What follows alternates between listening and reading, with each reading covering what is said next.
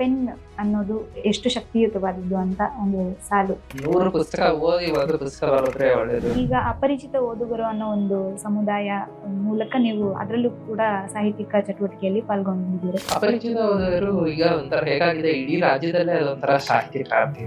ಈ 3 ಕೃತಿಗಳ ಭಿನ್ನತೆ ಮತ್ತೆ ಆ ಕೃತಿಗಳು ಏನನ್ನ ನಿರೂಪಿಸುತ್ತೆ ಅಂತ ಹೇಳ್ಕೊಡ್ತೀರಾ? ನಾನು ಕೇರಳದಲ್ಲಿ ಓದಕ್ ಹೋದಾಗ ನನ್ನ ಮೈಸೂರು ನನಗೆ ಎಷ್ಟು ವಿಶೇಷ ಅಂತ ಅನ್ಸಿದ್ದು. ಸುತ್ತಮುತ್ತ ನಡೆಯುವಂತಹ ಒಂದು ಅಷ್ಟು ಇನ್ಸಿಡೆಂಟ್ಗಳು ನನಗೆ ಪ್ರಭಾವ ಬೀರ್ತು. ನಿಮ್ಮ ಯಾಕೆ ಅನ್ನೋ ಕಾದಂಬರಿ ಅದೊಂದು ಪುಟ್ಟ ಕೃತಿ, ಅದ್ರ ಬಗ್ಗೆ ಮಾತಾಡೋದಾದ್ರೆ ಯಾಕೆ ಅನ್ನೋದು ಅದು ಅಲ್ಲೊಂದು ಪಾತ್ರ ಇದೆ. ಏ ಪ್ರಸ್ತುತವಾಗಿ ಹೇಗೆ ಸಹಕಾರಿನ ಅಥವಾ ಅಪಾಯಕಾರಿನ ಅಂತ? ಈ 10 ಸೆಂಟೆನ್ಸ್ ಕೊಟ್ರೆ 9 ಸೆಂಟೆನ್ಸ್ ತಪ್ಪು ಮಾಡಿರ್ತದೆ.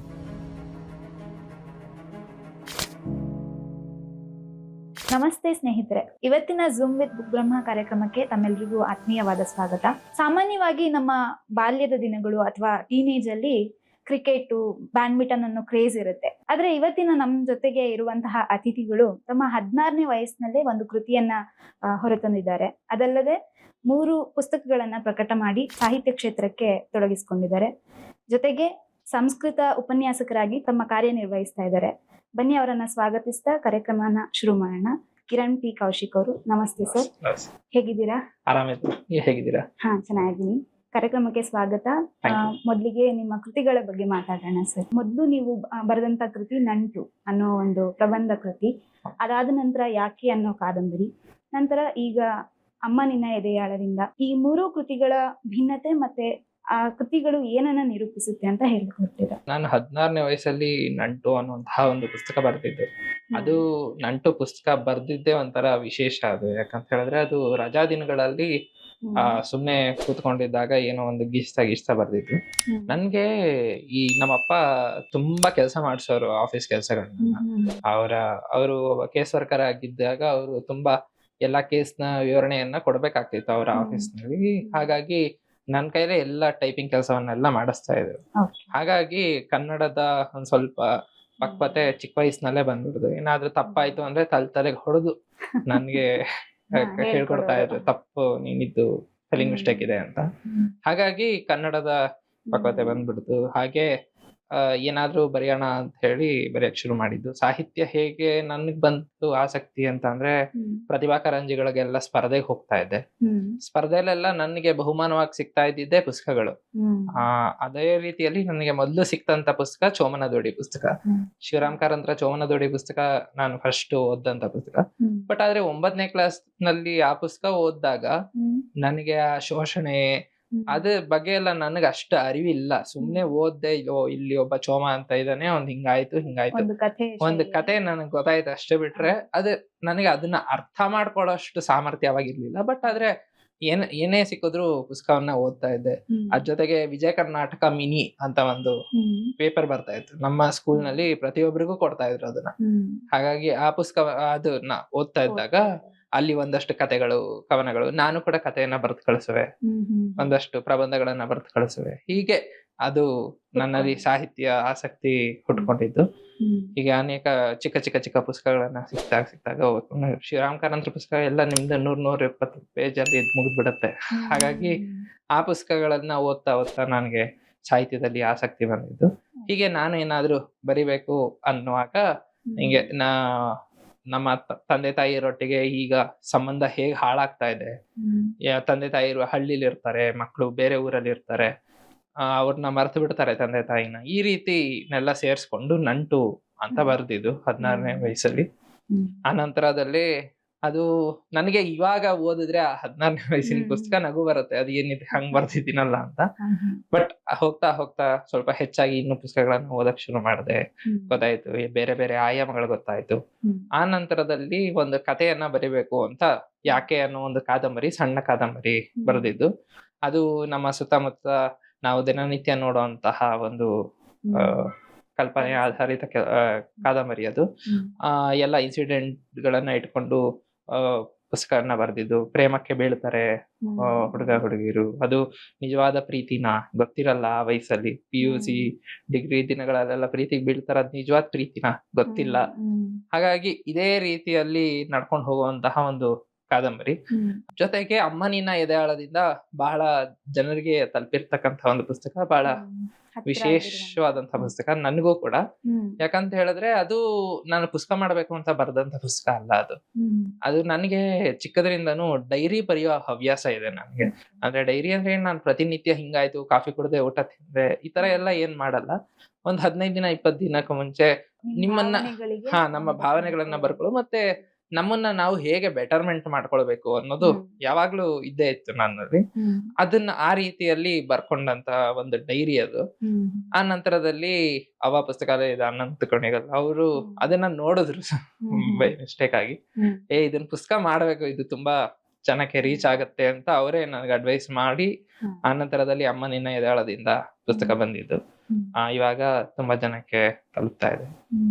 ಸೊ ಅದನ್ನ ಬರೆಯುವಾಗ ಥಾಟ್ ಪ್ರಾಸೆಸ್ ಹೇಗಿತ್ತು? ನೀವು ಅದನ್ನ ಏನು ಒಂದು ಅನುಭವದ ಮೇರೆಗೆ ಬರ್ದ್ರ, ಒಂದು ಇನ್ಸಿಡೆಂಟ್ ನೆನ್ಪಿಟ್ಕೊಂಡು ಬರ್ದಂತದ್ದ, ಹೇಗೆ ಅದು ರಚಿತ ಆಗಿದ್ದು? ಹೌದು, ನಮ್ಮ ಸುತ್ತಮುತ್ತ ಇರ್ತಕ್ಕಂಥ ಇನ್ಸಿಡೆಂಟ್ ಖಂಡಿತವಾಗ್ಲೂ ಪ್ರಭಾವ ಬಿದ್ದೇ ಬೀರುತ್ತೆ. ಯಾವುದೇ ಒಬ್ಬ ಲೇಖಕನಾದ್ರೂ ಕೂಡ ಅವನೇನೋ ಬರೆಯುವಾಗ ಅವನ ಸುತ್ತಮುತ್ತ ಏನ್ ನಡೀತಾ ಇದೆ ಅದರ ಪ್ರಭಾವ ಬಿದ್ದೇ ಬೀರುತ್ತೆ. ಅದೇ ರೀತಿ ನನಗೂ ಸುತ್ತಮುತ್ತ ನಡೆಯುವಂತಹ ಒಂದು ಅಷ್ಟು ಇನ್ಸಿಡೆಂಟ್ಗಳು ನನ್ಗೆ ಪ್ರಭಾವ ಬೀರ್ತು. ಅದೇ ರೀತಿಯಲ್ಲೇ ಆ ಪುಸ್ತಕವನ್ನ ಬರೆದಿದ್ದು. ಅಮ್ಮ ನಿನ್ನೆ ಎದೆಯಾಳದಿಂದ ಅಂತೂ ಅದು ಖಂಡಿತವಾಗ್ಲೂ ನಾನು ಹೇಗೆ ನಮ್ಮ ಅಮ್ಮನ್ನ ಮಿಸ್ ಮಾಡ್ಕೊಂಡೆ, ಮತ್ತೆ ನನ್ನ ಊರು, ನಾನ್ ಕೇರಳದಲ್ಲಿ ಓದಕ್ ಹೋದಾಗ ನನ್ನ ಮೈಸೂರು ನನಗೆ ಎಷ್ಟು ವಿಶೇಷ ಅಂತ ಅನ್ಸಿದ್ದು, ಅದೆಲ್ಲವನ್ನು ನಾವು ಅಮ್ಮ ನಿನ್ನೆ ಎದೆಯಾಳದಿಂದ ಪುಸ್ತಕದಲ್ಲಿ ನೋಡ್ಬೋದು. ಮೂಲತಃ ಮಂಡ್ಯದವರು ನೀವು. ಮಂಡ್ಯ ಮೈಸೂರು ಅಕ್ಕಪಕ್ಕದ ಒಂದು ಅದು ಹೇಗಾಗತ್ತೆ ಅಂತ ಹೇಳಿದ್ರೆ, ನಾನು KRS ಅಂತ ಕೃಷ್ಣರಾಜ ಸಾಗರ ಎಲ್ಲಿದೆಯಾ ಅಲ್ಲಿ ನಮ್ಮ ಮನೆ ಇರೋದು. ಅದು ಮಂಡ್ಯ ಜಿಲ್ಲೆ ಬರುತ್ತೆ. ಬಟ್ ಆದ್ರೆ ನಾನು ಓದಿದ್ದು ಬೆಳೆದಿದ್ದು ಎಲ್ಲವೂ ಮೈಸೂರೇ. ಅದು ಯಾಕಂತ ಹೇಳಿದ್ರೆ 15 ಕಿಲೋಮೀಟರ್ ಆಗತ್ತೆ ಮೈಸೂರಿಂದ KRS. ನನ್ನ ಎಲ್ಲಾ ವಿದ್ಯಾಭ್ಯಾಸ ಎಲ್ಲ ಆಗಿದ್ದು ಮೈಸೂರೇ ಆದ್ರಿಂದ ನನ್ಗೆ ಹೆಚ್ಚಾಗಿ ಮೈಸೂರಲ್ಲೇ ನನ್ನ ಬೆಳಗಿಂದ ಸಾಯಂಕಾಲದವರೆಗೂ ಮೈಸೂರಾಗಿ ಸಂಜೆಗೆ ಮನೆಗೆ ಮಾತ್ರ ಇಲ್ಲಿ ಮಂಡ್ಯ ಜಿಲ್ಲೆಗೆ ಬರೋ ತರ ಆಗ್ತಿತ್ತು. ಹಾಗಾಗಿ ಸ್ವಲ್ಪ ಮೈಸೂರು ವಿಶೇಷ. ಜೊತೆಗೆ ನನ್ನ BCom ದಿನಗಳಲ್ಲಿ ನಾನು ಮೈಸೂರಿನಲ್ಲೇ ರೂಮ್ ಮಾಡ್ಕೊಂಡಿದ್ದೆ. ನಾನು ಪ್ರತಿನಿತ್ಯ ಕಾಲೇಜ್ಗೆ ಹೋಗ್ಬೇಕಾಗ್ತಿತ್ತು, ಮತ್ತೆ ಬೆಳಗ್ಗೆ ಸಂಜೆ ನನ್ನ ಮಕ್ಕಳಿಗೆ ಟ್ಯೂಷನ್ ಎಲ್ಲ ಮಾಡಿದೆ. ಅವಾಗ ಸ್ವಲ್ಪ ನಾನು ಮೈಸೂರಲ್ಲೇ ಇದ್ದಿದ್ರಿಂದ ಸ್ವಲ್ಪ ಮೈಸೂರು ಸ್ವಲ್ಪ ನನಗೆ ಹತ್ರ ಆಯ್ತು. ಈಗ ಅಪರಿಚಿತ ಓದುಗರು ಅನ್ನೋ ಒಂದು ಸಮುದಾಯ ಮೂಲಕ ನೀವು ಅದರಲ್ಲೂ ಕೂಡ ಸಾಹಿತ್ಯಿಕ ಚಟುವಟಿಕೆಯಲ್ಲಿ ಪಾಲ್ಗೊಂಡಿದ್ದೀರಿ. ಅದ್ರ ಬಗ್ಗೆ ಹೇಳೋದಾದ್ರೆ ಹೇಗ್ ನಡೆಯುತ್ತಿದೆ ಆ ಕೆಲಸಗಳ ಬಗ್ಗೆ ಮಾತಾಡೋದು? ಅಪರಿಚಿತ ಓದುಗರು ಈಗ ಒಂಥರ ಹೇಗಾಗಿದೆ, ಇಡೀ ರಾಜ್ಯದಲ್ಲೇ ಅದೊಂಥರ ಸಾಹಿತ್ಯ ಕ್ರಾಂತಿ. ಅದು ಬೆಂಗಳೂರಿನ ಕಬ್ಬನ್ ಪಾರ್ಕ್ ಅಲ್ಲಿ ಅವ ಪುಸ್ತಕಾಲಯದಿಂದ ಶುರುವಾದಂತಹ ಒಂದು ಸಮುದಾಯ ಅದು. ಹಂಗೆ ನಾನು ಅಲ್ಲಿಗೆ ಕಬ್ಬನ್ ಪಾರ್ಕಿಗೆ ಒಂದು 5ನೇ ಭೇಟಿಯಲ್ಲಿ ಹೋಗಿದ್ದು. ಅವ್ರ 5ನೇ ಭೇಟಿಯಲ್ಲಿ ಹೋಗಿದ್ದು. ಅವ್ರಿಗೆ ಹೇಳಿದೆ ನಾನು ಮೈಸೂರಲ್ಲೂ ಶುರು ಮಾಡ್ಬೇಕು ಅಂತ. ಅವರು ಮಾಡ ಅಂತ ಅವರು ತುಂಬಾ ನೀವ್ ಮಾಡ್ಬೋದು ಅಂತ ಹೇಳಿದ್ಮೇಲೆ ನಾನು ಮೈಸೂರಲ್ಲಿ ನಾನು ಶುರು ಮಾಡೋಣ. ಯಾಕಂತ ಹೇಳಿದ್ರೆ ನಮ್ದು ಸಾಂಸ್ಕೃತಿಕ ನಗರಿ, ಇದನ್ನ ಬರ್ತಾರೆ ಅನ್ನೋದೊಂದು ಗೊತ್ತಿತ್ತು. ಈಗ ಆಗ್ಲೇ 2 ವರ್ಷ ಆಗಿ ಈಗ 3ನೇ ವರ್ಷದ ಹತ್ರ ಬರ್ತಾ ಇದೀವಿ. ನಮ್ಮ ಲೇಖಕರೆಲ್ಲ ಬರ್ತಾ ಇರ್ತಾರೆ, ಮೈಸೂರಿನ ಸುತ್ತಮುತ್ತ ಲೇಖಕರು. ಅವರ ಪುಸ್ತಕವನ್ನ ಪರಿಚಯ ಮಾಡಿಕೊಡ್ತಾರೆ. ಮತ್ತೆ ಓದುಗರೆಲ್ಲರೂ 1 ಗಂಟೆಗಳ ಕಾಲ ಓದ್ತಾರೆ. ಆ ನಂತರದಲ್ಲಿ ಒಂದಷ್ಟು ಸ್ಪರ್ಧೆಗಳನ್ನ ಏರ್ಪಡಿಸಿರ್ತೀವಿ, ರಸಪ್ರಶ್ನೆ ಸ್ಪರ್ಧೆ ಆತರ ಎಲ್ಲ. ಅದ್ರಲ್ಲಿ ಭಾಗವಹಿಸ್ತಾರೆ. ಅವರಿಗೆ ಪುಸ್ತಕ ಬಹುಮಾನಗಳನ್ನ ಕೊಡ್ತೀವಿ. ಆಶುಭಾಷಣ ಸ್ಪರ್ಧೆ, ಪ್ರಬಂಧ ಸ್ಪರ್ಧೆ ಎಲ್ಲ ಇರುತ್ತೆ. ಅವರು ಅವರ ಒಂದು ಭಾನುವಾರವನ್ನ ಇದಕ್ಕೆ ಮೀಸಲಿಟ್ಟು ಖುಷಿಯಿಂದ ಬರ್ತಾರೆ. ಹಾಗಾಗಿ ನಾವು ಈ ತರ ಒಂದು ಕೆಲಸ ಮಾಡ್ಕೊಂಡು ಹೋಗ್ತಾ ಇದೀವಿ. ಈಗ 3ನೇ ವರ್ಷ ಹತ್ರದಲ್ಲಿ ಇದೀವಿ. ನೀವ್ ಹೇಳ್ತಿದ್ದಂಗೆ ನನ್ ಬಾಲ್ಯದ ದಿನಗಳು ನೆನಪಾಯ್ತು. ನಾನು ಕೂಡ ಪ್ರತಿಭಾ ಕಾರಂಜಿಯಲ್ಲಿ ಒಂದು ಪುಸ್ತಕ ಪೆನ್ನಿಗೋಸ್ಕರ ವಿನ್ ಆಗ್ಬೇಕು ಅನ್ನೋ ತರದ್ದು ಇದೊಂದು. ಸೊ ಅದೇ ರೀತಿ ನಾವು ಸಾಹಿತ್ಯ ಮತ್ತೆ ಬರವಣಿಗೆಯಲ್ಲಿ ತೊಡಗಿಸ್ಕೊಳ್ಳುವಾಗ ಹೇಗೆ ತಯಾರಿ ನಡೆಸ್ಕೋಬೇಕಾಗುತ್ತೆ? ಒಂದಷ್ಟು ಏನ್ ಪ್ರಿಪರೇಷನ್ ಅನ್ನೋದು ಇರ್ಬೇಕಾಗುತ್ತೆ ಅಂತ? ಪ್ರಿಪರೇಷನ್, ನೀವು ಪುಸ್ತಕ ಬರೀಬೇಕು ಅಂತ ಹೇಳಿದ್ರೆ ಪ್ರಿಪರೇಷನ್ ಅನ್ನೋದಕ್ಕಿಂತ ನೀವೊಬ್ರು ಹೆಚ್ಚಾಗಿ ಓದಗನಾಗ್ಬೇಕು. ಬರೆಯೋದಕ್ಕಿಂತ 100 ಪುಸ್ತಕ ಓದಿ 1 ಪುಸ್ತಕ ಬರೋದ್ರೆ ಒಳ್ಳೇದು. ನನ್ಗೆ ಈಗ್ಲೂ ಅನ್ಸುತ್ತೆ, ಮೊದಲನೇ ಪುಸ್ತಕ ಬರೆಯುವಾಗ ನಾನು ಅಷ್ಟು ಪುಸ್ತಕಗಳನ್ನ ಓದಿರ್ಲಿಲ್ಲ. ಸುಮ್ನೆ ಅದೊಂದು ಪ್ರಯೋಗದ ರೀತಿಯಲ್ಲಿ ಆಗಿದ್ದು. ಆ ನಂತರದಲ್ಲಿ ಪುಸ್ತಕ ಓದ್ತಾ ನಿಮ್ಮಲ್ಲಿ ಒಬ್ಬ ಲೇಖಕ ಡೆವಲಪ್ ಆಗ್ತಾ ಹೋಗ್ತಾನೆ. ಒಬ್ಬ ಸ್ಟೂಡೆಂಟ್ ಆಗಿ ನನ್ನ ಸಮಯ ಹೇಗ್ ನಿರ್ವಹಣೆ ಮಾಡ್ಕೋತೀನಿ ಅನ್ನೋದು ಹೇಗೆ ಅಂತ ಹೇಳಿದ್ರೆ ಸ್ಟೂಡೆಂಟ್ಗೆ ಬಹಳ ಸುಲಭ ಅವನ ಸಮಯವನ್ನ ನಿರ್ವಹಣೆ ಮಾಡ್ಕೊಳ್ಳೋದು, ಸಮಯವನ್ನ ಬರೆಯೋದಕ್ಕೆ ಮೀಸಲಿಡೋದಕ್ಕೆ. ಯಾಕಂತ ಹೇಳಿದ್ರೆ ಈಗಿನ ದಿನಮಾನಗಳಲ್ಲಿ ನಾವು ನೋಡೋದಾದ್ರೆ ಪೊಲೀಸರು ಪುಸ್ತಕ ಬರೀತಾ ಇದ್ದಾರೆ, ಇಂಜಿನಿಯರ್ಗಳ ಪುಸ್ತಕ ಬರೀತಿದ್ದಾರೆ, ಸೈಂಟಿಸ್ಟ್ಗಳ ಪುಸ್ತಕ ಬರೀತಾ ಇದ್ದಾರೆ, ಎಲ್ಲಾ ಆಯಾಮದಲ್ಲಿರೋರು ಎಲ್ಲರೂ ಪುಸ್ತಕ ಬರೀತಿದ್ದಾರೆ. ಅವ್ರು ಎಲ್ಲವೂ ಸಮಯನೇ ಇರಲ್ಲ. ನಮ್ಮ ಆಕ್ಚುಲಿ ಸ್ಟೂಡೆಂಟ್ಸ್ ಹೋಲಿಸಿದ್ರೆ ಅವ್ರಿಗೆ ಸಮಯ ಕಮ್ಮಿ ಇರುತ್ತೆ. ಯಾಕಂತ ಹೇಳಿದ್ರೆ ಅವರೆಲ್ಲ ಸಂಸಾರ ಇರುತ್ತೆ, ಅವರಿಗೆ ಕೆಲಸದ ಒತ್ತಡ ಹೆಚ್ಚಿರುತ್ತೆ. ಆ ರೀತಿಯಲ್ಲಿ ಅವ್ರಿಗೆ ಅಷ್ಟು ಸಮಯ ಅವರು ಒಳ್ಳೊಳ್ಳೆ ಪುಸ್ತಕಗಳನ್ನ ಕೊಡ್ತಾ ಇದ್ದಾರೆ ಅನ್ನುವಾಗ ವಿದ್ಯಾರ್ಥಿಗೆ ಸಮಯ ಮಾಡ್ಕೊಳ್ಳೋದ್ರಲ್ಲಿ ಏನು ಕಷ್ಟ ಆಗಲ್ಲ. ನೀವಾಗ್ಲೇ ಹೇಳ್ತಾ ಚೋಮನ ದುಡಿ ಓದ್ತಾ ಇದ್ದಾಗ ನನ್ಗೆ ಅದು ಕಥೆಯಾಗಿ ಓದಿದ್ದು, ಆ ನಂತರ ನನ್ಗೆ ಆ ಶೋಷಣೆ ಇದೆಲ್ಲ ಅರ್ಥ ಆಗ್ತಾ ಹೋಯ್ತು ಅಂತ. ಸೊ ಅದೇ ರೀತಿ ಓದೋದನ್ನ ನಾವು ಗ್ರಹಿಸ್ಕೊಳ್ಳೋದಕ್ಕೆ ಇರುವಂತಹ ದಾರಿಗಳು, ಅದಕ್ಕೆ ಹಿಡಿಯುವಂತಹ ಸಮಯ, ಅದ್ರ ಬಗ್ಗೆ ಏನಂತ ಹೇಳ್ಬೋದು? ಅದು ಓದುಗರಲ್ಲೂ ಸ್ವಲ್ಪ ವಿಧವಾಗಿದೆ. ಸತ್ಯನಾರಾಯಣ್ ಸರ್ ಅವರು ಒಂದು ಪುಸ್ತಕ ಬರೆದಿದ್ದಾರೆ, ಓದುಗರೆಲ್ಲರೂ ಓದುಗರಲ್ಲ ಅಂತ. ಆ ಪುಸ್ತಕದಲ್ಲಿ ತುಂಬಾ ಚೆನ್ನಾಗಿ ಹೇಳಿದ್ದಾರೆ. ಅಂದ್ರೆ ಓದುಗರಾದಂತವ್ರು ಯಾವ ತರ ಓದ್ಬೇಕು ಅಂದ್ರೆ ಅವ್ರಿಗೆ ಇಷ್ಟ ಬಂದಂಗ ಅವ್ರು ಓದ್ತಾರ. ಅವ್ರಿಗೆ ನಾವ್ ಇಂಥದ್ದೇ ಓದಿ, ಆದ್ರೆ ನಾವ್ ಸಾಮಾನ್ಯವಾಗಿ ನೀನ್ ಓದುಗನ ಪುಸ್ತಕ ಓದ್ತೀರಾ ನೀವೆಲ್ಲ ಅಂತ ಅವ್ರು ಹೇಳ್ತಾರೆ. ನೀವು ಕರ್ವಾಲೋ ಓದಿದೀರಾ? ಇಲ್ಲ, ನಾನು ಓದಿಲ್ಲ. ನೀವು ಕರ್ವಾಲೋ ಓದಿಲ್ವಾ ನೀವು ಅಂತ ಅಂದ್ರೆ ಅವರ ಟೋನೇ ಚೇಂಜ್ ಆಗ್ಬಿಡುತ್ತೆ. ಅಂದ್ರೆ ಕರ್ವಾಲೋ ಓದಿಲ್ಲ ಅಂತಂದ್ರೆ ಅವ್ನು ಓದಗ್ನಲ್ಲ ಅಂತ ನಾವು ಹೇಳಬಾರದು, ಹೇಳಕ್ ಆಗಲ್ಲ. ಯಾಕಂತ ಹೇಳಿದ್ರೆ ಸಾಮಾನ್ಯವಾಗಿ ಎಲ್ಲಾ ಓದಗನು ಶುರು ಮಾಡೋದೇ ಪುಸ್ತಕ ಕರ್ವಾಲೋ ಇಂದ. ಅವ್ನ್ ಕರ್ವಾಲೋ ಓದಿಲ್ಲ ಅಂದ್ರೆ ನಾವು ಓದಗ್ನಲ್ಲ ಅಂತ ಹೇಳಬಾರದು. ಹಾಗಾಗಿ ಅವನವನ ಟೇಸ್ಟ್ ಇರುತ್ತೆ. ಕೆಲವೊಬ್ಬರಿಗೆ ಭೈರಪ್ಪನವ್ರು ಇಷ್ಟ, ಕೆಲವೊಬ್ರಿಗೆ ತೇಜಸ್ವಿ ಇಷ್ಟ, ಕೆಲವೊಬ್ರಿಗೆ ತೇಜಸ್ವಿ ಓದೋರ್ಗೆ ಭೈರಪ್ಪನವ್ರು ಇಷ್ಟ ಇಲ್ಲ, ಭೈರಪ್ಪನವ್ರು ಓದೋರ್ಗೆ ತೇಜಸ್ವಿ ಇಷ್ಟ ಇಲ್ಲ ಅಂತ. ಇಷ್ಟ ಇಲ್ಲ ಅಂತ ಹೇಳಿದ್ರೆ ಹಂಗಲ್ಲ, ಅಂದ್ರೆ ಅವ್ರಿಗೆ ಹಿಡ್ಸಲ್ಲ. ಅಂದ್ರೆ ಓದಗನಿಗೆ ಅವನ ಚಾಯ್ಸಸ್ ಇದೆ, ಅದನ್ನ ನಾವು ಅವ್ರಿಗೆ ಬಿಟ್ಟು ಬಿಡಬೇಕು. ನೀವು ಇಂಥದ್ದೇ ಓದಿ ಅಂತ ನಾವು ಫೋರ್ಸ್ ಮಾಡಬಾರ್ದು. ಅವನ ಸಮಯವನ್ನ ಯಾವ ತರ ಆಗತ್ತೋ. ಈಗ ಡಿಜಿಟಲ್ ಯುಗದಲ್ಲಿ ಹೇಗಾಗಿದೆ ಅಂತ ಹೇಳಿದ್ರೆ ಶಾರ್ಟ್ ಸ್ಟೋರೀಸ್ ಬರ್ತಾ ಇದೆ, ರೀಲ್ಸ್ ಮುಖಾಂತರ ನಾವು ಒಂದೊಂದು ಅಧ್ಯಾಯಗಳನ್ನ ಕಳಿಸ್ತಾ ಇದೀವಿ. ಮತ್ತೆ ಪ್ರಮೋಷನ್ ರೀತಿಯಲ್ಲಿ ಟೀಸರ್, ಟ್ರೈಲರ್ ಪುಸ್ತಕಕ್ಕೂ ಬರ್ತಾ ಇದೆ ಇವಾಗ. ಅದೆಲ್ಲವೂ ಪ್ರಮೋಷನ್ ನ ಒಂದು ಆಯಾಮಗಳು. ಸಿನಿಮಾಗಳಿಗೆ ಯಾವ ರೀತಿ ಪ್ರಮೋಷನ್ ಇದೆಯೋ ಒಂದು ಪುಸ್ತಕಕ್ಕೂ ಈಗ ಪ್ರಮೋಷನ್ ಬೇಕೇ ಬೇಕು. ಸೆಲ್ಫ್ ಪ್ರಮೋಷನ್ ಇಲ್ಲ ಅಂದ್ರೆ ಈಗ ಪುಸ್ತಕ ಓದುಗರಿಗೆ ರೀಚ್ ಮಾಡೋದು ಕಷ್ಟವೇ ಈ ದಿನಮಾನಗಳಲ್ಲಿ. ಅದೇ ರೀತಿಯಲ್ಲಿ ಆಡಿಯೋ ಬುಕ್ ಗಳು ಬರ್ತಾ ಇದೆ. ಓದುಗನ್ಗೆ ಯಾವ್ದು ಇಷ್ಟ, ನನ್ಗೆ ಪುಸ್ತಕ ಓದಕ್ಕೆ ಇಷ್ಟ ಅಂತ ಹೇಳಿದ್ರೆ ಪುಸ್ತಕ ಓದ್ತಾನೆ. ನಾನ್ ಕೇಳಿಸ್ಕೊತೀನಪ್ಪ, ನನ್ ಕಾರಲ್ಲಿ ಓಡಿಸುವಾಗ ಅಥವಾ ನಾನು ಎಲ್ಲೋ ಬಸ್ಸಲ್ಲಿ ಟ್ರಾವೆಲ್ ಮಾಡುವಾಗ, ಮೆಟ್ರೋ ಟ್ರಾವೆಲ್ ಮಾಡುವಾಗ ನಾನು ಕೇಳಿಸ್ಕೊಂಡ್ರೆ ಸಾಕು ಅಂದ್ರೆ ಅವನು ಅದು ಓದುಗನ ಒಂದು ಚಾಯ್ಸ್ ಅದು. ಸೊ ನಿಮ್ಮ ಮಾತುಗಳ ಕೇಳ್ತಾ ನನ್ಗೆ ಒಂದು ಕೋಟ್ ನೆನಪಾಯ್ತು. ಅಂದ್ರೆ ಆಕ್ಚುಲಿ ಓದೋದು ಅಂದ್ರೆ ಪುಸ್ತಕವನ್ನ ಅಷ್ಟೇ ಓದೋದಲ್ಲ, it should be reading of self awareness, self ಇವ್ಯಾಲ್ಯೂಯೇಷನ್ಗೂ ಕೂಡ ಅದು ಒಂದು ಇದನ್ಸುತ್ತೆ, ದಾರಿಯಾಗಿರುತ್ತೆ. ಹಂಗೆ ನೋಡೋದಾದ್ರೆ ಸಾಹಿತ್ಯದ ಮಾಧ್ಯಮ, ಈಗ ನೀವ್ ಹೇಳಿದ್ರಿ ಪುಸ್ತಕದ ಒಂದು ಪ್ರಮೋಷನ್ಸಿಗೆ ನಾವು ಡಿಜಿಟಲ್ ಅಥವಾ ಟೆಕ್ನಿಕಲ್ ಟೂಲ್ಸ್ ನ ಬಳಸಬೇಕು ಅಂತ. ಅದೇ ರೀತಿ ಯುವ ಜನತೆಗೆ ಈ ಟೆಕ್ನಿಕಲ್ ಆಸ್ಪೆಕ್ಟ್ಸ್ ಎಷ್ಟು ಮುಖ್ಯ ಅಥವಾ ಅಲ್ವಾ ಅನ್ನೋದು ಪ್ರಶ್ನೆ ಆದ್ರೆ. ಹೌದು, ಇವಾಗ ಹೇಗಾಗ್ಬಿಟ್ಟಿದೆ ಅಂತ ಹೇಳಿದ್ರೆ ಕೆಲವೊಂದಷ್ಟು ಜನ ಪುಸ್ತಕಗಳನ್ನ ಪರ್ಚೇಸ್ ಮಾಡ್ತಾ ಇದಾರೆ. ಅವ್ರು ನಿಜವಾಗ್ಲೂ ಓದ್ತಾ ಇದಾರ ಅಥವಾ ರೀಲ್ಸ್ ಮಾಡಕ್ಕೋಸ್ಕರ ಪುಸ್ತಕವನ್ನ ತಗೊಳ್ತಾ ಇದಾರ ಅನ್ನೋದು ಒಂದು ಸಂಶಯ ಆಗುತ್ತೆ. ಓದಿದ್ರೆ ಬಹಳ ಖುಷಿ, ತುಂಬಾ ಖುಷಿ. ಎಲ್ಲರೂ ಓದ್ಬೇಕು, ಕನ್ನಡ ಸಾಹಿತ್ಯ ತಿಳ್ಕೊಬೇಕು. ಯಾಕಂತ ಹೇಳಿದ್ರೆ ಪ್ರತಿ ವಾರವೂ ನಿಮ್ಗೆ 12ರಿಂದ 15 ಪುಸ್ತಕಗಳು ಕರ್ನಾಟಕದಲ್ಲಿ ರಿಲೀಸ್ ಆಗ್ತಾ ಇದೆ. ವರ್ಷಕ್ಕೆ ಹತ್ರ 10,000ಕ್ಕೂ ಹೆಚ್ಚು ಪುಸ್ತಕಗಳು ಬರ್ತಾ ಇದೆ. ಹಾಗಾಗಿ ಅವರು ಡಿಜಿಟಲ್ ಮಾಧ್ಯಮಗಳಲ್ಲಿ ಇವಾಗ ಪ್ರಚಾರ ಮಾಡೋದಂತೂ ಬಹಳ ಮುಖ್ಯನೇ. ಯಾಕಂತ ಹೇಳಿದ್ರೆ ಹೆಚ್ಚು ಜನರು, ಯುವ ಜನರು ಅದರಲ್ಲೂ ಸೋಷಿಯಲ್ ಮೀಡಿಯಾದಲ್ಲೇ ಯಾವಾಗ್ಲೂ ಆಕ್ಟಿವ್ ಇರೋದ್ರಿಂದ ನೀವು ಸೋಷಿಯಲ್ ಮೀಡಿಯಾ ಮುಖಾಂತರನೇ ಅವ್ರಿಗೆ ತಲುಪಿಸ್ಬೇಕು. ನಮ್ದು ಇದೊಂದು ಪುಸ್ತಕ ಇದೆ, ನೀವು ಇದನ್ನ ಓದಿ, ಇದು ಪುಸ್ತಕದಲ್ಲಿ ಇರ್ತಾ ಇದೆ ಅಂತ. ನಾನು ಪುಸ್ತಕವನ್ನ ಅವನು ಮೊದಲನೇ ಅದ್ರಲ್ಲಿ ನಾನು ಬರೀ ಪುಸ್ತಕ ಹೇಳ್ತೀನಿ, ಸೆಕೆಂಡ್ ಟೈಮ್ ಅಲ್ಲಿ ನಾನು ಪುಸ್ತಕದ ಸ್ವಲ್ಪ ವಿಷಯವನ್ನ ಹೇಳ್ಬೇಕು. ನೀನು ಈ ತರ ಪುಸ್ತಕದಲ್ಲಿ ಇದಿದೆ ವಿಷಯ, ಇದನ್ನು ಅವನಿಗೆ ಅದು ಇಡಿಸ್ಲಿಲ್ಲ ಅಂತ ಹೇಳಿದ್ರೆ ಇನ್ನೂ ಸ್ವಲ್ಪ ಏನ್ ನಾನು ಆಕ್ಟಿವ್ ಆಗಿ ಜನಕ್ಕೆ ರೀಚ್ ಮಾಡಬಹುದು ಅನ್ನೋದನ್ನ ನಾವು ಟ್ರೈ ಮಾಡ್ತಾ ಇರ್ಬೇಕು. ಅದನ್ನ ರೀಚ್ ಔಟ್ ಮಾಡಕ್ಕೆ ಇರ್ತಕ್ಕಂತ ಒಂದು ಮಾಧ್ಯಮ ಸೋಷಿಯಲ್ ಮೀಡಿಯಾ. ಸೋಷಿಯಲ್ ಮೀಡಿಯಾ ಬಳಸೋದು ತಪ್ಪೇನಿಲ್ಲ ಅಂತ ಅನ್ಸುತ್ತೆ ಪ್ರಮೋಷನ್. ಮೌತ್ ಆಫ್ ವರ್ಡ್ ಎಷ್ಟು ಎಫೆಕ್ಟಿವ್ ಇದೆಯೋ ಅದೇ ರೀತಿ ಇದೊಂದು ಮಾಧ್ಯಮನು ಕೂಡ ಬಳಸ್ಕೊಳ್ಬೇಕು.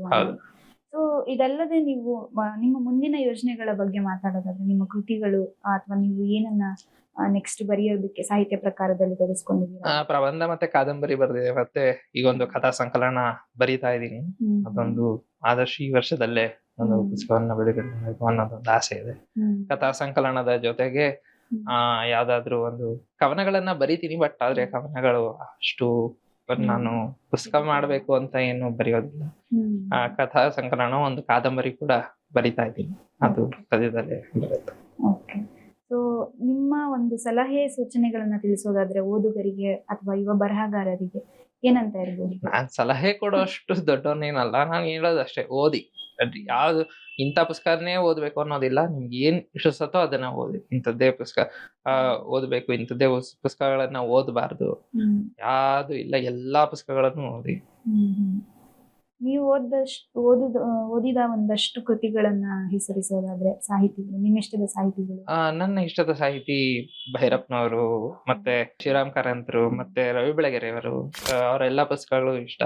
ಈಗ ಹೊಸ ಬರಹಗಾರರಲ್ಲಿ ಆನಂದ್ ಕುಣಿಗಲ್ ಆಗಿರ್ಬೋದು, ಜಯರಾಮಾಚಾರಿ ಆಗಿರ್ಬೋದು, ಮತ್ತೆ ಜೋಗಿ ಸರ್, ಮತ್ತೆ ವಸುಧೇಂದ್ರ ಅವರು, ಇವರೆಲ್ಲರೂ ಈಗಿನ ತಲೆಮಾರಿನಲ್ಲಿ ಇವರೆಲ್ಲರೂ ಬಹಳ ಇಷ್ಟ ಆಗ್ತಾರೆ. ಎಲ್ಲರ ಪುಸ್ತಕಗಳನ್ನು ಓದ್ತೀನಿ ನಾನು.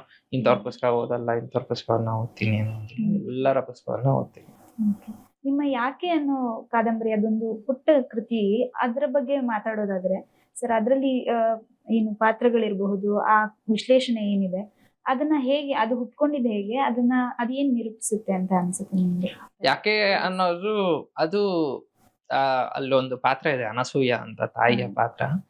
ಅವಳಿಗೆ ಯಾಕೆ ಅನ್ನುವಂತಹ ಹಲವಾರು ಪ್ರಶ್ನೆಗಳು ಅವಳಿಗೆ ಹುಟ್ಕೊಳ್ಳುತ್ತೆ. ಸಾಮಾನ್ಯವಾಗಿ ಅಲ್ಲಿ ಇನ್ನೊಂದು ಪಾತ್ರ ಇದೆ, ಅನಸೂಯಳ ಮಗ ಮನೋಹರ ಅಂತ. ಸಾಮಾನ್ಯವಾಗಿ ಓದುಗರಿಗೆ ಮನೋಹರನೇ ಹೀರೋ ಅಂತ ಅನ್ಸ್ಬೋದು, ಬಟ್ ಆದ್ರೆ ಅದು ನಿಜವಾಗ್ಲೂ ಅರ್ಥ ಮಾಡ್ಕೊಂಡ್ರೆ ಅನಸೂಯ ನಿಜವಾದ ಈ ಒಂದು ಕಾದಂಬರಿಯ ಹೀರೋ, ಅದು ಪ್ರಮುಖ ಪಾತ್ರ. ಹಾಗೆ ಅವಳ ಅನೇಕ ಪ್ರಶ್ನೆಗಳಿಗೆ ಓದುಗರು ಉತ್ತರ ಹುಡುಕ್ಬೇಕು ಅನ್ನೋದು ಇದು ಒಂದು. ಸಾಹಿತ್ಯದಲ್ಲೂ ಅಷ್ಟೇ, ನಾವು ಒಂದಷ್ಟು ನಮ್ಮ ಬದುಕಿನ ಪ್ರಶ್ನೆಗಳಿಗೆ ಉತ್ತರ ಕಂಡುಕೊಳ್ಳೋಕೆ ನಾವು ಬರಿಬೇಕಾಗುತ್ತೆ ಅಂತ ಅನ್ಸುತ್ತೆ.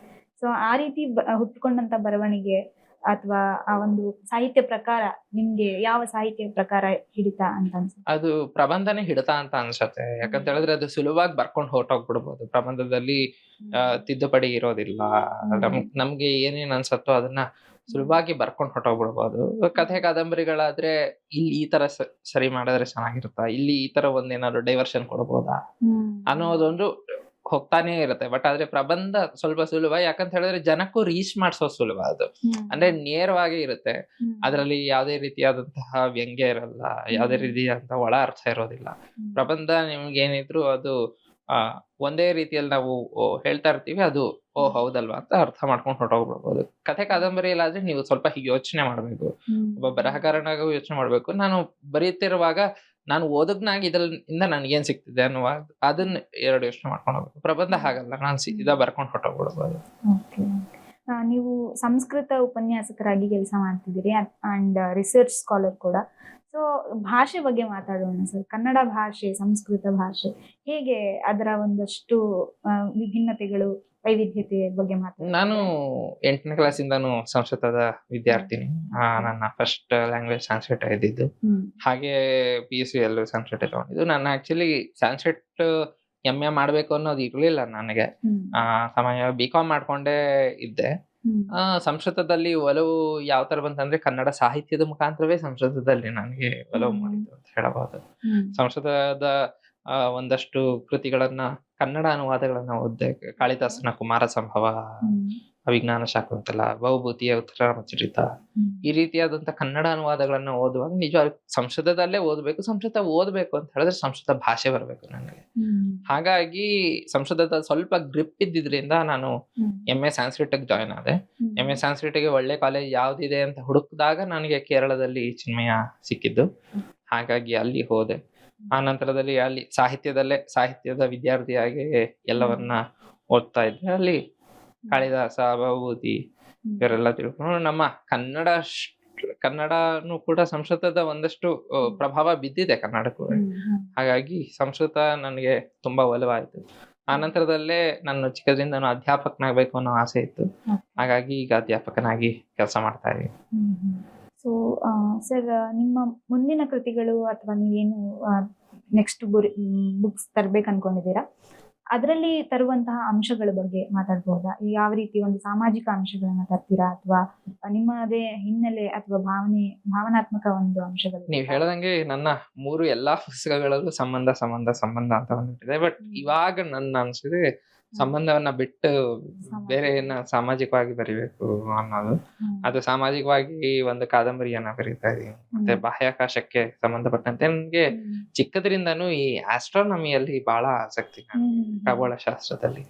ಹಾಗಾಗಿ ಅದಕ್ಕೆ ಸಂಬಂಧಪಟ್ಟಂತ ಒಂದು ಅಂಶಗಳನ್ನ ಇಟ್ಕೊಂಡು ಒಂದು ಕಾದಂಬರಿ ಬರಿತಾ ಇದ್ದೀನಿ. ಈ ಒಂದು ಸಂಬಂಧ ಅನ್ನೋದನ್ನೆಲ್ಲ ಬಿಟ್ಟು ಸ್ವಲ್ಪ ಬೇರೆ ರೀತಿಯಲ್ಲೂ ಪ್ರಯತ್ನವನ್ನ ಮಾಡಬೇಕು ಅನ್ನೋದು. ಸೊ ಹಾಗೇನೆ ನೀವು ಬೇರೆ ಇಂಟ್ರೆಸ್ಟ್ ಯಾವ್ದಿರ್ಬಹುದು ನಿಮ್ಮ ಹವ್ಯಾಸಗಳ ಬಗ್ಗೆ ಮಾತಾಡೋದಾದ್ರೆ, ಸಾಹಿತ್ಯಕ್ಕೂ ಮತ್ತೆ ನಿಮ್ಮ ಒಂದು ಹಿನ್ನೆಲೆ ಅಥವಾ ಹವ್ಯಾಸಗಳನ್ನ ನೋಡೋದಾದ್ರೆ? ನನ್ನ ಹವ್ಯಾಸಗಳು ಹೆಚ್ಚಾಗಿ ಓದ್ತೀನಿ. ಓದೋದ್ ಬಿಟ್ಟು ಬೇರೆ ಏನ್ ಮಾಡ್ತೀನಿ ಅಂತ ಹೇಳಿದ್ರೆ, ಸ್ವಲ್ಪ ಸಂಗೀತವನ್ನ ಆಲಿಸೋದು. ಹಾಡ್ತೀನಿ, ಬಟ್ ಆದ್ರೆ ಒಳ್ಳೆಯ ಗಾಯಕನೇ ಏನಲ್ಲ. ಬಟ್ ಸಂಗೀತದಲ್ಲಿ ಬಹಳ ಆಸಕ್ತಿ ಇದೆ. ಚಿಕ್ಕದ್ರಲ್ಲೇ ಸಂಗೀತ ಪಾಠಕ್ಕೂ ಹೋಗ್ತಾ ಇದ್ದೆ. ಹಾಗಾಗಿ ಸಂಗೀತದಲ್ಲಿ ಒಳ್ಳೆ ಆಸಕ್ತಿ ಇದೆ. ಸೊ ಇವತ್ತಿನ ಒಂದು ಡಿಜಿಟಲ್ ಎರಾದಲ್ಲಿ ಪುಸ್ತಕ ಹೇಗೆ ಪ್ರಸ್ತುತ ಆಗತ್ತೆ, ಮತ್ತೆ ಪುಸ್ತಕವನ್ನ ನಾವು ಓದೋದಕ್ಕೆ ಯಾವ ರೀತಿ ನಮ್ಮನ್ನ ನಾವು ತಯಾರಿ ಮಾಡ್ಕೊಳ್ಬೇಕು ಅಂತ ಅನ್ಸುತ್ತೆ? ಡಿಜಿಟಲ್ ಯುಗ ಇದ್ರೂ ಕೂಡ ಪುಸ್ತಕ ಮಾರಾಟಗಳ ಆಗ್ತಾ ಇದೆ.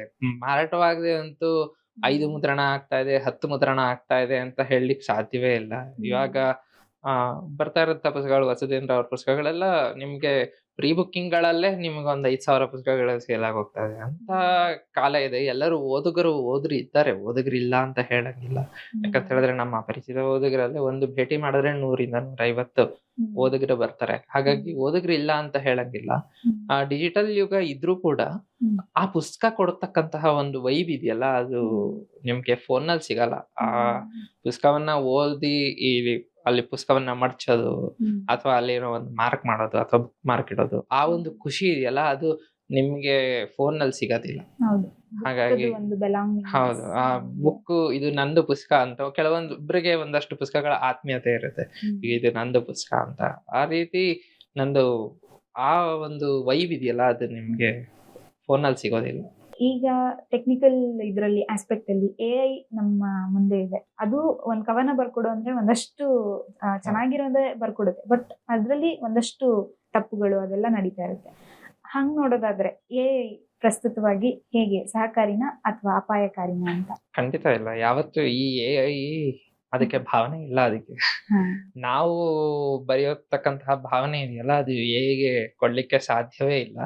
AI ಕಥೆನೂ ಬರಿಬಹುದು, ಕಾದಂಬರಿನೂ ಬರಿಬಹುದು. ನನ್ಗೆ ಅದು ಕನ್ನಡ ಭಾಷೆಯಲ್ಲಿ ಅದು ತೊಂದರೆ ಆಗತ್ತೆ ಅಂತ ನನ್ಗೆ ಅನ್ಸಲ್ಲ. ಇಂಗ್ಲಿಷ್ಗೆ ಗೊತ್ತಿಲ್ಲ ನನಗೆ, ಬಟ್ ಆದ್ರೆ ಅದ್ರಲ್ಲೂ ಕೂಡ ನಾನು ಸ್ವಲ್ಪ ಇಂಗ್ಲಿಷ್ ಪುಸ್ತಕಗಳನ್ನು ಓದೋದ್ರಿಂದ ಅದಕ್ಕೂ ಆ ಭಾವನೆಯಿಂದ ಬರೆಯೋದಕ್ಕೆ ಸಾಧ್ಯ ಇಲ್ಲ ಅಂತ ಅನ್ಸುತ್ತೆ. ಕನ್ನಡ ಪುಸ್ತಕಗಳಲ್ಲಂತೂ ಖಂಡಿತವಾಗ್ಲೂ ಆ ಸಂಶಯ ಇಲ್ಲವೇ ಇಲ್ಲ. AI 10 ಸೆಂಟೆನ್ಸ್ ಕೊಟ್ರೆ 9 ಸೆಂಟೆನ್ಸ್ ತಪ್ಪು ಮಾಡಿರ್ತದೆ. ಖಂಡಿತವಾಗ್ಲೂ ಆ ಭಾವನೆ ಅಂತೂ AI ಕೊಡ್ಲಿಕ್ಕೆ ಸಾಧ್ಯವೇ ಇಲ್ಲ. ಬಟ್ ಆದ್ರೆ ನಾನು ನನ್ನ ರಿಸರ್ಚ್ ಸ್ಕಾಲರ್ ಆಗಿ ಒಂದು ಕೆಲಸ ಮಾಡ್ತಾ ಇದ್ದೀನಿ. AI ಅಲ್ಲಿ ನಮ್ಮ ಸಂಸ್ಕೃತ ಭಾಷೆಯನ್ನ ಸರಿಗೆ ತರಬೇಕು ಅನ್ನೋ ಒಂದು ಪ್ರಾಜೆಕ್ಟ್ಸ್ ಗಳು ನಡೀತಾ ಇರುತ್ತೆ. ಅಲ್ಲಿ ಸಂಸ್ಕೃತ ಭಾಷೆಯಲ್ಲಿ ತಪ್ಪಾಗ್ತಾ ಇರುತ್ತೆ, ಅಂದ್ರೆ ತುಂಬಾ ವ್ಯಾಕರಣ ತಪ್ಪು ಮಾಡುತ್ತೆ ಅದು AI. ಹಾಗಾಗಿ ಅದ್ರಲ್ಲೆಲ್ಲ ಕೆಲಸ ಮಾಡ್ತಿರೋದ್ರಿಂದ ಅದೇ ರೀತಿ ಕನ್ನಡದಲ್ಲೂ ಸಾಕಷ್ಟು ಸಂಸ್ಥೆಗಳು ಕನ್ನಡ ತಪ್ಪಾಗಬಾರ್ದು AI ಅಲ್ಲಿ ಅಂತ ತುಂಬಾ ಕೆಲಸಗಳು ಮಾಡ್ತಾ ಇದ್ದಾರೆ. ಬಟ್ ಆದ್ರೂ ಕೂಡ ಯಾವುದೇ ರೀತಿಯಾದಂತಹ ಇದು ಭಾವನೆಯನ್ನ ತುಂಬಿ AI ಉತ್ತರ ಕೊಡ್ಲಿಕ್ಕೆ ಆಗಲ್ಲ. AI ನಮ್ಮ ಕನ್ನಡ ಭಾಷೆಯನ್ನ ಅಂದ್ರೆ ಅದರ ಭಾಷೆಯೆಲ್ಲ ತರಬಹುದು, ಆದ್ರೆ ಕನ್ನಡವನ್ನ ಕನ್ನಡವಾಗೇ ಉಳಿಸ್ಕೊಳ್ಳೋದು ಆ ಲಿಪಿಯ ಮೂಲಕ, ಆ ಒಂದು ಸ್ವಚ್ಛಂದ ಭಾಷೆಯ ಮೂಲಕ ಅದನ್ನ ನಾವು ತಿರ್ಸೋದಕ್ಕಾಗಲ್ಲ ಅನ್ನೋದು. ನಾನೀಗ ಹೋಗಮ್ಮ ನಾನ್ ಮಲ್ಕೋತೀನಿ ಅಂತ ಹೇಳ್ಬೋದು. ಬಟ್ ಆದ್ರೆ ಅದನ್ನೇ ನಾನು ಕೊಡ್ತೀನಿ ಅಂದ್ರೆ, ಹೋಗಿ ಅಮ್ಮ ನಾನು ಮಲ್ಕೊಳ್ತೀನಿ, ಇದು ಭಾಷೆನೇ ಬೇರೆ ಆಗತ್ತೆ, ಮತ್ತೆ ಭಾವನೆನೇ ಇರೋದಿಲ್ಲ ಇದನ್ನ. ಹಾಗಾಗಿ AI ಯಾವುದೇ ರೀತಿಯಾದಂತಹ ತೊಡಕು ಆಗೋದಿಲ್ಲ ನಮ್ಮ ಕನ್ನಡ ಸಾಹಿತ್ಯಕ್ಕೆ. ಅದು ಆದ್ರೆ ಅದನ್ನ ಮಿತ ಬಳಕೆ ಬೇಕು ಅಂತ ಒಂದು ನಮ್ಮ ಒಂದು ಕೆಲಸದ ಆಸ್ಪೆಕ್ಟ್ ಅಲ್ಲಿ ಅದು ಬೇಕು. ಸರ್, ಲೇಖನಿ ಅನ್ನೋದು ಖಡ್ಗದ ರೀತಿ ಅಂತ ಹೇಳೋ ಮಾತಿದೆ. ಸೊ ಅದೇ ರೀತಿ ಪೆನ್ ಅನ್ನೋದು ಎಷ್ಟು ಶಕ್ತಿಯುತವಾದದ್ದು ಅಂತ ಒಂದು ಸಾಲು. ಅದ್ರನ್ನು ಆ ಮುಖಾಂತರ ಹೇಳೋದಾದ್ರೆ ಬರವಣಿಗೆ ಸಾಹಿತ್ಯ ಎಷ್ಟು ಮುಖ್ಯ ಆಗುತ್ತೆ ಅನ್ನೋದು. ಖಂಡಿತವಾಗ್ಲೂ ಸಾಹಿತ್ಯಕ್ಕೆ ಆ ಶಕ್ತಿ ಇದೆ. ಅದು ಓದುಗರ ಅದಕ್ಕೆ ಒಂದು ಪಾತ್ರ ಆಗ್ತಾನ. ಅವನು ಓದುಗ, ಅವನು ಓದಿ ಏನಾದ್ರು ಒಂದ್ ನಾನ್ ಪುಸ್ತಕನು ಅವನಲ್ಲಿ ಬದಲಾವಣೆ ಆಯ್ತು ಅಂದ್ರೆ ನಿಜ. ಅದು ಬದಲಾವಣೆ ಆದ್ರೆ ಖುಷಿ. ಕೆಲವೊಂದಷ್ಟು ಜನ ಓದ್ತಾರೆ, ಆದ್ರೆ ಸರಿ ಆಯ್ತು ಇದೊಂದು ಪುಸ್ತಕ ಅಂತ ತಳ್ಬಿಡ್ತಾರೆ. ಬಟ್ ಅದಾಗಬಾರ್ದು. ಅವನಲ್ಲಿ ಏನಾದ್ರೂ ಚೇಂಜಸ್ ಆಯ್ತು ಅಂತ ಹೇಳಿದ್ರೆ ಖಂಡಿತವಾಗ್ಲೂ ಸಾಹಿತ್ಯಕ್ಕೆ ಆ ಶಕ್ತಿ ಅಂತೂ ಇದೆ.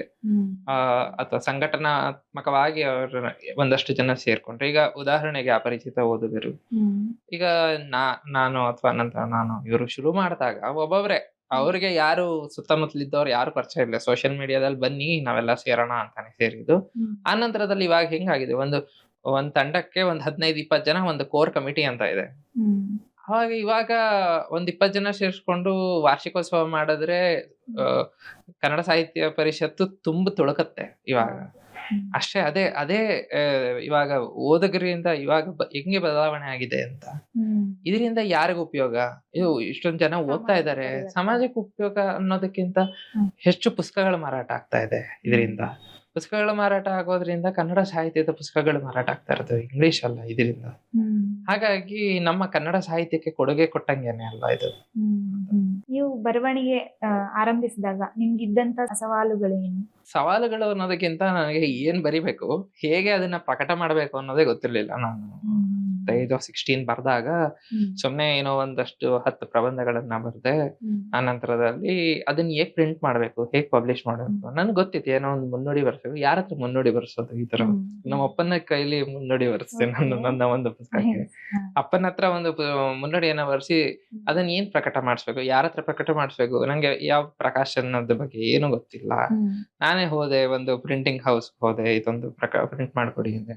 ಸರಿ ಅಂತ ಅವರು ಎಲ್ಲ ಎಡಿಟಿಂಗ್ ಎಲ್ಲ ಮಾಡಿಸಿದ್ರು. ಎಡಿಟಿಂಗ್ ಎಲ್ಲ ಮಾಡಿಸಿ ಪ್ರಿಂಟ್ ನಾಳೆ ಸಿಗದಪ್ಪ ಹೋಗಿ ಅಂತ ಹೇಳಿ ನಾಳೆ ಒಂದು 100 ಕಾಪಿಯನ್ನ ಕೊಟ್ರು.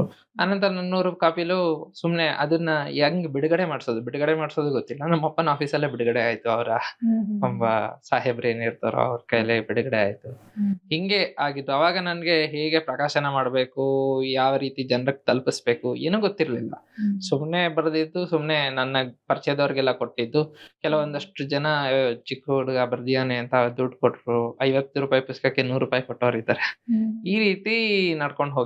ಮತ್ತೆ 2ನೇ ಪುಸ್ತಕಕ್ಕೆ ಸ್ವಲ್ಪ ಗೊತ್ತಿತ್ತು ಯಾವ ರೀತಿ ಮಾಡೋದು ಅಂತ. ಅವಾಗ್ಲೂ ಕೂಡ ನನ್ಗೆ ಪ್ರಕಾಶಕರು ಅಂದ್ರೆ ಎಲ್ಲಾ ಪ್ರಕಾಶಕರು ಬೆಂಗಳೂರಲ್ಲಿ ಇದ್ದಾರೆ, ಮೈಸೂರಲ್ಲಿ ತುಂಬಾ ಕಮ್ಮಿ ಜನ ಇರೋದು. ಹಾಗಾಗಿ ನನಗೆ ಮೈಸೂರಲ್ಲಿ ಯಾರನ್ನ ಕಾಂಟ್ಯಾಕ್ಟ್ ಮಾಡ್ಬೇಕು ಅನ್ನೋದು ನನಗೆ ಗೊತ್ತಿರ್ಲಿಲ್ಲ. ಹಾಗಾಗಿ ನಾನೇ ಮತ್ತೆ ಪ್ರಿಂಟ್ ಮಾಡಿಸ್ದೆ. ಅವಾಗ ಮಾರಾಟ ಮಾಡಿದ್ದು ಹಿಂಗೆ ಬೀದಿಗಳಲ್ಲಿ ಒಂದು ನನ್ನ ಆಕ್ಸೆಸ್ ಗಾಡಿಯ ಮೇಲ್ಗಡೆ ಒಂದು ಬ್ಯಾನರ್ ಹಾಕೊಂಡು ಯುವ ಬರಹಗಾರರನ್ನ ಪ್ರೋತ್ಸಾಹಿಸಿ ಅಂತ ಬ್ಯಾನರ್ ಹಾಕೊಂಡು ಕುಕ್ರಹಳ್ಳಿ ಕೆರೆ ಇರ್ಬೋದು ಅಥವಾ ಜವರೇಗೌಡ ಪಾರ್ಕ್, ಆಕಾಶವಾಣಿ ಪಾರ್ಕ್, ಈ ಪಾರ್ಕ್ಗಳ ಮುಂದೆ ಮತ್ತೆ ಕುಕ್ರಹಳ್ಳಿ ಕೆರೆ ಮುಂದೆ ನಿಂತ್ಕೊಂಡು ಮಾರಾಟ ಮಾಡಿದ್ದು. ಅಲ್ಲಿ ಒಂದಷ್ಟು ಪುಸ್ತಕಗಳು ಮಾರಾಟ ಆಯ್ತು. ಹೀಗೆ ದಸರಾ ಪುಸ್ತಕ ಮೇಳದಲ್ಲಿ ಪುಸ್ತಕ ಮೇಳ ಒಳಗೆ ನನ್ಗೊಂದ್ ಪುಸ್ತಕಕ್ಕೆ ಸ್ಟಾಲ್ ಹಿಂಗ್ ತಗೊಳ್ಳಿ ನಾನು. ಹಾಗಾಗಿ ಹೊರಗಡೆ ಪುಸ್ತಕದ ಮೇಳ ಹೊರಗಡೆನೆ ನನ್ನ ಗಾಡಿಯಲ್ಲಿ ಹಾಕೊಂಡು 10 ದಿನ ನನ್ನ ಪುಸ್ತಕವನ್ನ ಸೇಲ್ ಮಾಡಿದೆ. ಅದು ಒಂಥರ ಒಂದು ಪುಸ್ತಕ. ಮತ್ತೆ 3ನೇ ಪುಸ್ತಕದಷ್ಟೊತ್ತಿಗೆ ನನ್ಗೆ ಇದೊಂದು ಸಾಹಿತ್ಯ ಮಾಧ್ಯಮ ಹೇಗೆ ವರ್ಕ್ ಆಗತ್ತೆ ಅನ್ನೋದೊಂದು ತಲೆಯಲ್ಲಿತ್ತು. ಆವಾಗ ಪರಿಚಯ ಆಗಿದ್ದೆ ಅನಂತ ಕುಣಿಗಲ್ ಅವರ ಇದರಿಂದ, ಅವರ ಪುಸ್ತಕಾಲಯದಿಂದ ನನ್ನ ಪುಸ್ತಕ ಹೊರ ಬಂತು. ಇತ್ತೀಚೆಗೆ ಅವರಿಗೆ ಒಂದು ಪ್ರಶಸ್ತಿ ಕೂಡ, ಸಾಹಿತ್ಯ ರತ್ನ ಪ್ರಶಸ್ತಿ ಕೂಡ ಲಭಿಸಿದೆ. ತುಂಬಾ ಒಂದು ಚುಟುಕು ಇದರಲ್ಲಿ ಕಾನ್ವರ್ಸೇಷನ್ ಅಲ್ಲಿ ನಮ್ಮೊಟ್ಟಿಗೆ ನಿಮ್ಮ ಒಂದಷ್ಟು ಸಾಹಿತ್ಯಕ ಚಟುವಟಿಕೆಗಳ ಬಗ್ಗೆ ಹಂಚ್ಕೊಂಡದಕ್ಕೆ ಮತ್ತೆ ನಮ್ಮ ಕಾರ್ಯಕ್ರಮಕ್ಕೆ ಬಂದಿದ್ದಕ್ಕೆ ತುಂಬ ಹೃದಯದ ಧನ್ಯವಾದ ಸರ್. ನಿಮ್ಗೂ ಕೂಡ ತುಂಬಾ ಥ್ಯಾಂಕ್ಸ್. ನಿಮ್ಗೆ ಬಹಳ ಖುಷಿ ಆಗತ್ತೆ ನನ್ಗೆ ಬುಕ್ ಬ್ರಹ್ಮ ಸಂಸ್ಥೆಯ ಬಗ್ಗೆನೂ ಕೂಡ ಯುವ ಬರಹಗಾರರನ್ನ ಹುಡುಕಿ ಅವರನ್ನೆಲ್ಲರನ್ನು ಸಂದರ್ಶನ ಮಾಡಿ ಅವರ ಪುಸ್ತಕಗಳನ್ನ ಜನರಿಗೆ ಪರಿಚಯ ಮಾಡಿಕೊಡೋದ್ರಲ್ಲಿ ನಿಮ್ಮ ಸಂಸ್ಥೆಯ ಕೆಲಸ ಕೂಡ ಶ್ಲಾಘನೀಯ. ನಿಮ್ಗೂ ಕೂಡ ತುಂಬಾ ಹೃದಯದ ಧನ್ಯವಾದ. Thank you sir, thank you. ಇದೇ ರೀತಿ ನಿಮ್ಮ ಬರವಣಿಗೆನ ಮುಂದುವರಿಸಿ ಅಂತ ಹೇಳ್ತೀನಿ. Thank you. ಸ್ನೇಹಿತರೆ, ನೋಡಿದ್ರಲ್ಲ, ಇಷ್ಟೊತ್ತು ನಮ್ಮೊಟ್ಟಿಗೆ ಕಿರಣ್ ಅವರು ತಮ್ಮ ಸಾಹಿತ್ಯಿಕ ಚಟುವಟಿಕೆ ಮತ್ತು ಬರವಣಿಗೆ ಕುರಿತಾಗಿ ಒಂದಷ್ಟು ವಿಷಯಗಳನ್ನು ನಮ್ಮೊಟ್ಟಿಗೆ ಹಂಚಿಕೊಂಡ್ರು. ಇದೇ ರೀತಿ ಮುಂದಿನ ಸಂಚಿಕೆಯಲ್ಲಿ ಮತ್ತೊಬ್ಬ ಯುವ ಬರಹಗಾರರ ಜೊತೆ ನಾನು ಸಿಗ್ತೀನಿ. ಧನ್ಯವಾದ.